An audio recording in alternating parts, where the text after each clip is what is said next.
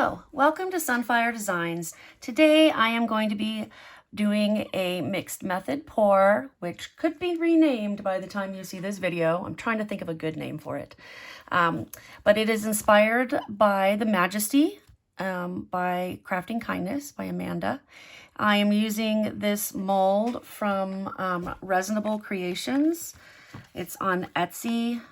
I will put a link to it in the description. If not, you can find it on Resinable Creations on Etsy, because I think I left it off one of the other videos I did. Anyway, so I mixed up Art Pro resin. I mixed up 200 mils. This takes more than 200 mils, but we're gonna just do it to 200 mils because I think it works fine without going all the way up to the top. Although one of these days, I'm gonna fill it all the way up and see what happens. So first I have my white. It's Let's Resin Ocean White. And I'm going to put that in my piping bag.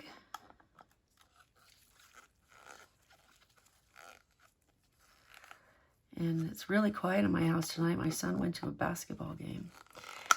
Our college basketball team is playing tonight. So he took off and it's really quiet without him here yelling at his video games as he does. Playing basketball video games, of course. Most of the time anyway. All right, so that's filled up. Set that aside. I have some clear push right here for at the end. This is Napthol Crimson by Liquitex. Made it pretty red. Probably should have made it a little less red, but we'll see what happens. This is Carbon Black by Liquitex. This is Prussian Blue, also by Liquitex. And then finally, this right here, I need to wipe it off, it's gonna drip. This right here is Let's Resin Chameleon Powder in Champagne. It's just really pretty. It's like a pinky gold. I don't know. It's really pretty. So that's what I'm gonna use for that. All right, we'll get started here. I'm going to put the red on the outside, the blue in the middle, and then the purple. Okay. All right, so I'm going to pour this all around the outside edge as evenly as I can. You don't need to like go up the edge or anything. There's something in the mold.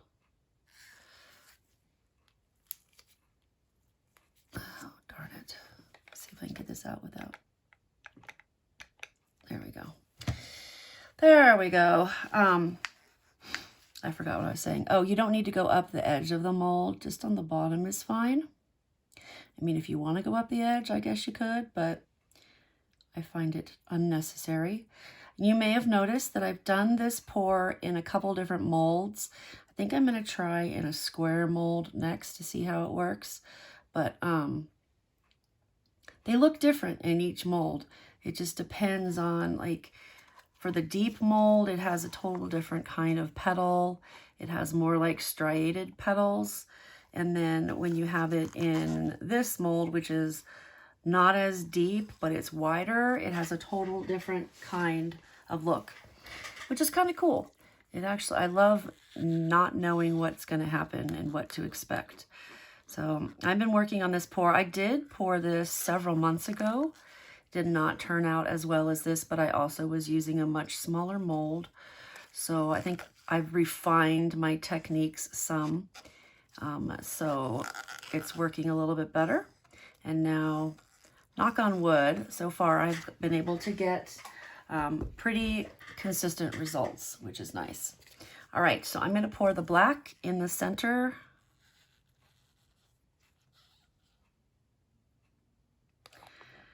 There we go.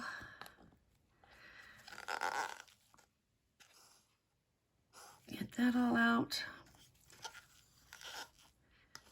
There. So I do use slightly more of the colored resins in this mold because it's wider, because it needs to be able to spread out some. But in the deeper mold that has a smaller diameter, I use a little bit less just because it's deeper. All right, I'm gonna pour this in here. It's so beautiful. Oh, I love it. Love, love, love it. The color is just so pretty. It's just got a hint of like pinky to it, which, you know, makes it the champagne. I'm gonna pour it along the borders of the different colors. So I poured one at the border of the red and blue, one at the border of the black and the blue. That way, go. I'm gonna pour the rest of it along the outside edge. That way it's easy to remember where I'm putting it. I can just put it there. I never thought to use chameleon powder before, but I really am liking the way it looks. This is like the second or third one I've done chameleon powder with. So I'm digging it. I am digging it. All right, let's torch this puppy real fast. All right, now what I'm going to do is I'm going to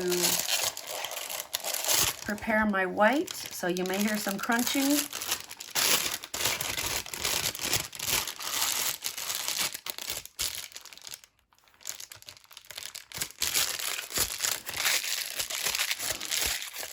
It's a little loud, sorry. And I'm just twisting it up and then kind of wrapping it around like this. Just is the easiest way to keep it in my hand. Turn it over and make sure everything is out of the tip before I snip it. That way I don't spray it everywhere. I'm not making a giant hole. I'm making a relatively small hole. And now I'm going to do my piping. What I'm going to do is I'm going to do zigzags or V-shapes along the outside edge. And I'm going to do this. I'm going to go work from the outside and go all the way in. And then I'm going to come out and do it again. And then I'm going to let it close so that it can, so I can go back and add another row or two. I know with this one, in the past, I had an issue with it closing all the way. So what I did do the last time, which worked really, really well, was I went back and when I did my last row of white, I did an additional row kind of where I'm at right now. So not in the center, but not quite so far on the edge. And that way it was able to close up all the way. All right, wind it up some more. And do it again. And I don't really pay attention if I'm overlapping or anything. I don't know that that matters. I mean, I obviously don't want to purposely go exactly on the same, you know, path that I did before, but if it overlaps, it's not that big of a deal. So I'm just going to go through and do this again.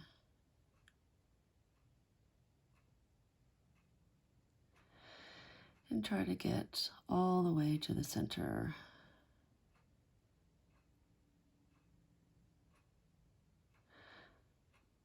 I think it looks cool in the center with the black.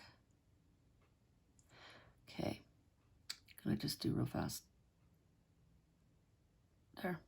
All right, so I'm gonna pause it real fast and let it kind of close up to the center, and I'll be back when I'm ready to do the next step. Okay, it's been a few minutes and it is mostly closed into the center. It'll probably keep going, but it's getting slower and slower, so I want to kind of move on to the next step. And hopefully I have enough resin to do it. If not, I can always make a little bit more. All right, so now I'm going to come and I'm going to do another row around the outside edge. So this is kind of similar to what the Majesty does. I'm just making a different shape, but she does the 2 rounds and then comes back and does an additional one. All right, now I think I've got enough to come through and do another tiny round right here.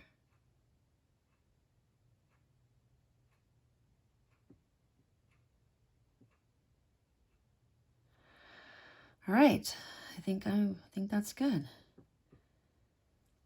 I'm not going to bother it with any more. I don't want to mess up. All right, so that is all of the white. I just had a very, very teeny tiny bit left. I do have some stones here ready to go in the center. So I'm going to go ahead and pour this in. I'm going to pour it left-handed because then I can scrape it out. But I'm going to pour this in the center. And I did pour it a little faster than I normally pour. Normally I pour it a lot slower.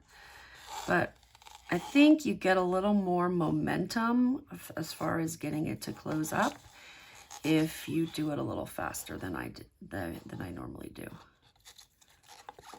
So hopefully that is the case and it closes up all the way. All right, let's put these stones in here.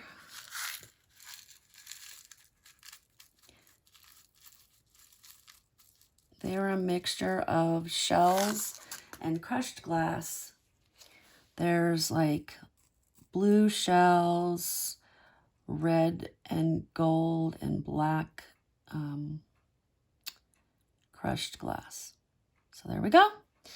All right, I will put on a time lapse. I'm gonna torch it real fast first, and then I'll put on a time lapse, and then it won't be on super long because I'm going to go to bed here in a minute, but I want to make sure that we can watch whatever it is it's going to do.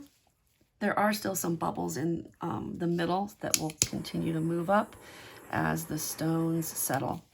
All right, this kind of looks, my college colors are red and blue. This kind of looks like my college colors, or, you know, USA colors or something. Red, white, and blue. So we'll see if that's what it ends up looking like, or if it's going to go more on the pink side and turn pale. But I'm hoping with that black in the center, it stays dark. So, all right, I will see you when it's time to unmold.